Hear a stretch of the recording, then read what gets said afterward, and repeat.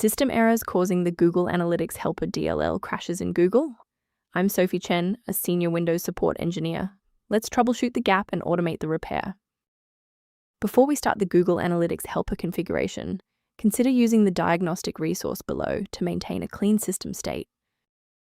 This is the Google Analytics Helper, an unmanaged helper for the Google Analytics SDK. It manages the collection and periodic transmission of application usage data and feature engagement to Google's servers. Failure results in loss of developer telemetry. Since we've covered what this file is, let's move to the primary fix. This error usually indicates that the Google directory is damaged or incompletely installed. I recommend you download and reinstall the official version of Google to replace specific required files, such as Google Analytics Helper DLL. When a fresh installer fails to clear the error, it typically points toward a deeper conflict within the Windows execution layer. A quick system restart is a practical way to ensure that all shared libraries, including Google Analytics Helper, are being loaded correctly into the current session's memory. To keep this tutorial handy, make sure to bookmark it or hit like button before you reboot. It saves you from having to look for the video again once you're back online. Following the restart, if the diagnostic status remains unchanged, please execute the commands in step 3.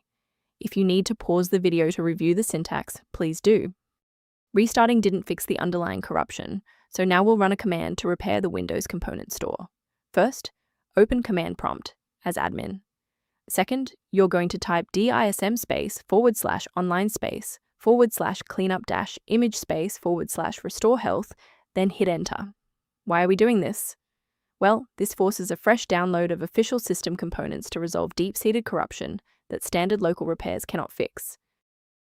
I'd like to provide a brief technical warning about the risks of using unofficial file repositories. A critical reminder: modifying Google Analytics Helper DLL manually is dangerous. Without a verified installation source, you risk overwriting essential files that your hardware depends on for basic functionality and security.